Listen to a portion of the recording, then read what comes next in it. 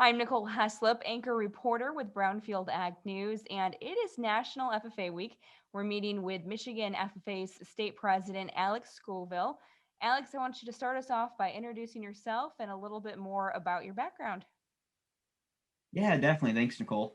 So my name is Alex Scovill. I'm currently a freshman at Michigan State University, and I'm serving as the state FFA president for the Michigan FFA this year. I've grown up on a small sheep farm just outside of Lansing, Michigan, and there I was really, thrown in headfirst into agriculture. And so I've grown up on that with my family and my one brother, and we've shown sheep all across the country over the years, and that kind of really shaped me into who I am today. Helped me get a good work ethic and learn the value of how food gets on the table. So currently, I'm studying agriculture education and hope to get a job either as an ag teacher or within the industry. This past year as a state officer has definitely been quite interesting. Definitely not what we expected, but we're getting through it. Zoom is now your new classroom, I'm sure. Can you talk about if state convention, what you had expected, COVID happened, and how that's really changed your entire last year? Yeah, so we had the whole interview process completely as normal because that happened in February, and then our convention is the first week of March normally. So we were doing great. Had our convention as normal with everyone there, and we got elected.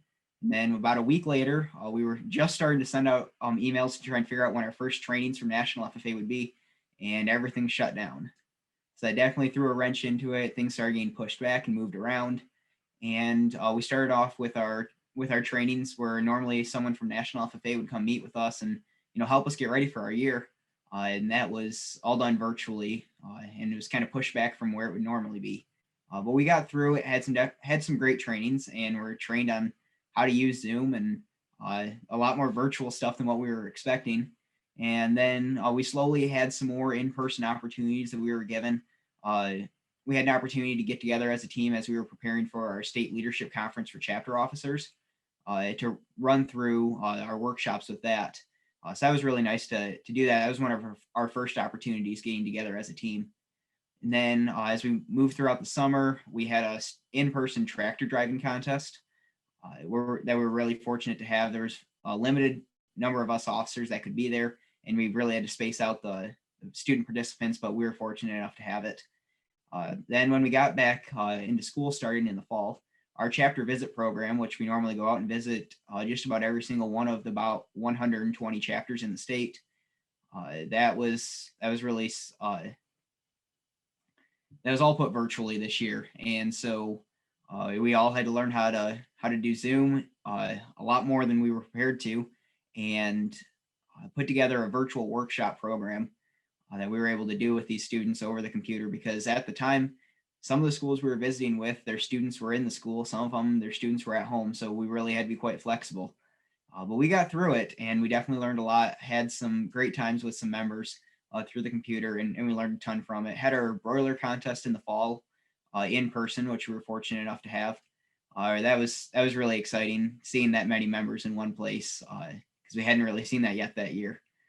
And then right now we're getting ready for our virtual convention. Convention normally happens the first week of March, like I said, but as we're getting ready for it and everything's being virtual, and we're like, oh my gosh, we haven't done this before, and so it's gotten pushed back to later in April.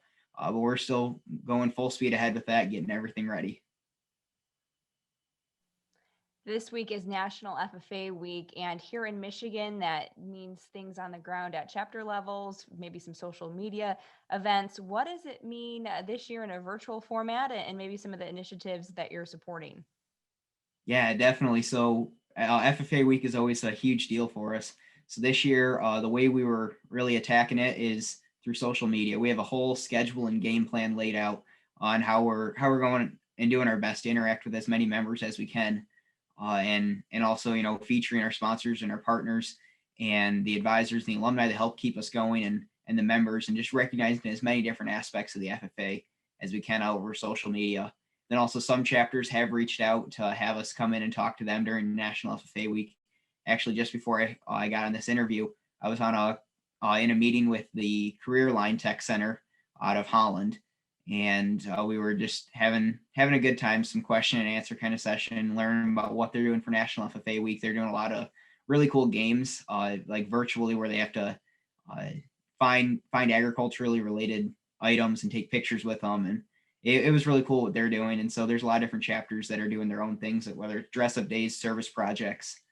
So a lot more is being done in person on the chapter level with National FFA Week, but we're still working hard to make our uh, we're working hard for it on social media. You've seen social media kind of bring greater awareness of FFA to students, maybe beyond the typical ag farms kids. Do you think the virtual format the last year has helped bring agriculture and the food industry closer to home and beyond just that one FFA member or the classroom? I think the virtual of everything being virtual in the ag industry has really had an interesting combination this year. I've seen a lot of new things come about they're amazing opportunities, and then a lot of things that used to be very strong that are starting to quite struggle now. But when it comes to what we've done in FFA, we've definitely been able to reach more members. But I'm afraid that the reach that we've been having with those members has been less impactful. So there's definitely a trade-off there, more members versus more impact with those members. Uh, but there's definitely been some neat things we've been able to do, meeting with some chapters that normally we aren't able to meet with, and meeting with some different state officer teams and state associations that and meetings like that have came about. Being in agri-science and potentially this could be a future portion of your teaching environment. What has it been like as a college student and kind of experiencing college from home? It's definitely been a huge learning curve. In high school, I didn't have a single online class. And I go from not only the transition from high school to college, but also the transition from in person to online. And so, first semester, balancing state office and college was definitely an interesting experience. And I can't say that I learned as much as I would have hoped to from my classes, but we got through it. And now, second semester, I'm feeling a lot better with what I'm going through, but I'm still learning a lot about how classes are set up online. In your FFA experience, what's been most impactful for you to kind of inspire you to run for state office and be involved at the state level, as well as, make that your future career? Yeah, so throughout my FFA experience, I'd say the one thing that has been the most impactful is relationships that I've gotten to build with people. Uh, whether it's someone from the next chapter over when we do a community service project with them, or someone from across the state doing contests with them, or the people that I met at Washington Leadership Conference from across the country. The relationships that I've been able to build, and I know so many others have through FFA, I think is just amazing. So as I was getting ready to run for state office, that was something that was really driving me, was being able to help foster relationships not only between myself and members, but between members and other members and members and people in the industry, because that networking and building relationships can take people a long ways. That is very true. Last words, Alex, to leave us with maybe something to think about or ways to incorporate agri-science into our everyday life. Yeah, definitely. So I guess kind of two things I'm thinking with that is something that we've kind of realized as our team has gone through a virtual year is uh, everything kind of happens for a reason, and we were put in this position this year to handle it like we have for a reason, and whatever that may be, we know that we aren't given anything that we couldn't handle, and so that's really given us a lot of strength throughout this year to get through it all. And then with the industry, I'm excited to see where we're going. There's been a lot of different opportunities I've seen throughout this past year, new things within the industry, new things that people are excited about, and I'm really excited about. And I can't wait to see where we get to go.